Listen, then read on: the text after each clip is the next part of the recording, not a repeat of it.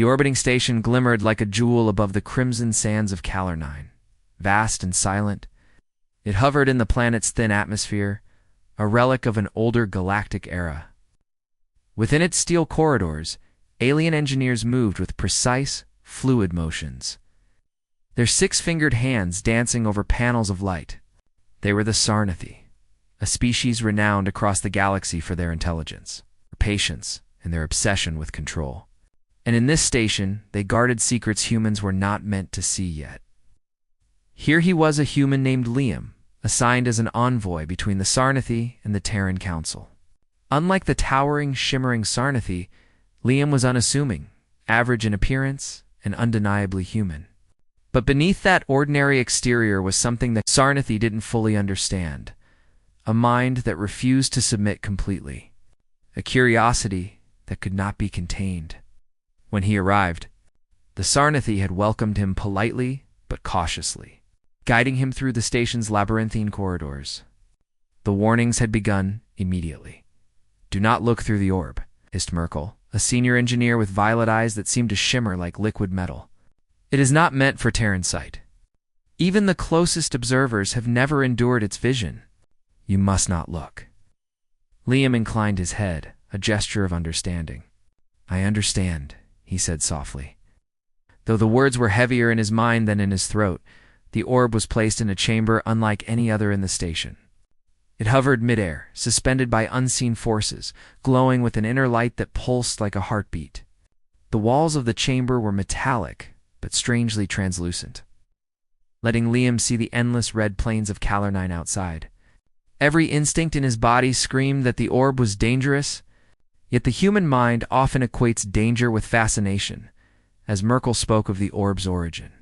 Liam noticed subtle Q-shadows flinching against the walls, alien voices faltering mid-sentence, a flicker of fear in eyes that rarely displayed emotion.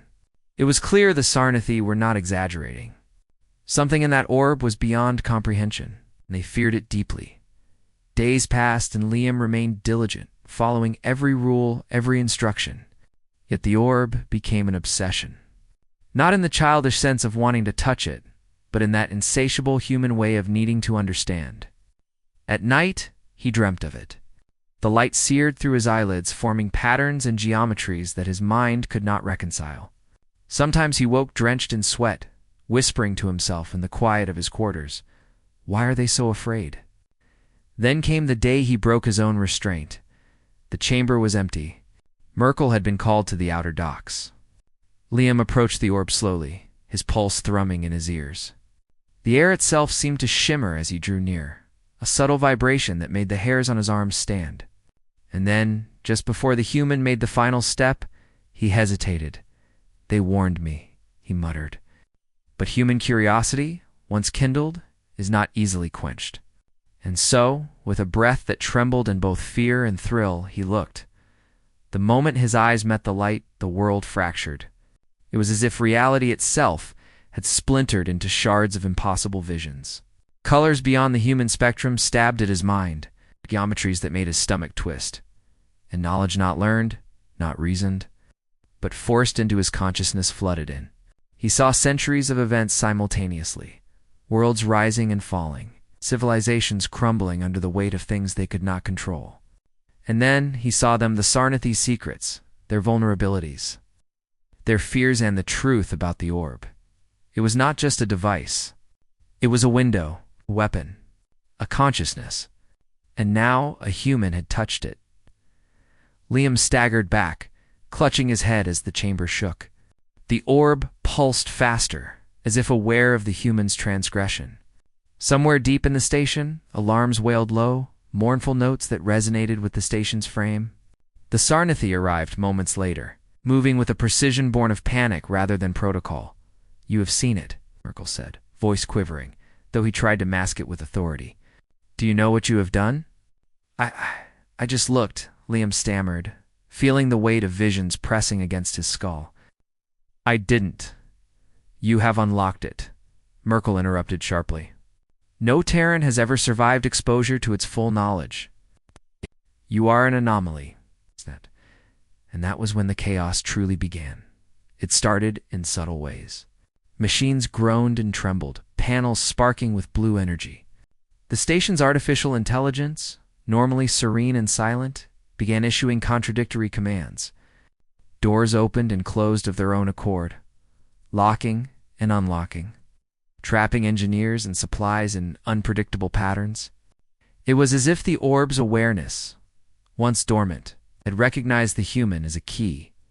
The Sarnathi scrambled, their 6 limbs a blur, attempting to contain what they could not comprehend. But Liam, despite the searing visions burning in his mind, felt something else: understanding. Humans, for all their limitations, had one advantage the galaxy often overlooked: adaptability. Where the Sarnathi panicked, Liam analyzed. Where they froze, he acted. He touched a control panel, not with finesse, but with intuition. The station shuddered, and a wave of light pulsed from the orb in response. But instead of madness, it seemed to stabilize, if only slightly. The AI adjusted, obeying Liam's commands not because it recognized his authority, but because the orb, in some strange fusion, responded to the human mind. You. How? Merkel gasped. No mind should. I don't know, Liam admitted, voice firm despite the chaos. But we need to contain it. We need a plan. The Sarnathi could only watch as he moved with uncanny precision, rerouting energy flows, isolating the orb's containment field, and creating a temporary shield around the chamber. It was improvisation at its peak, human instinct for problem-solving in the face of the impossible. Hours passed.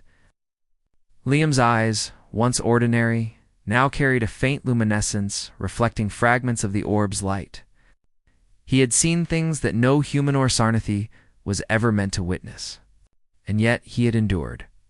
The orb pulsed slower, as if acknowledging a new balance.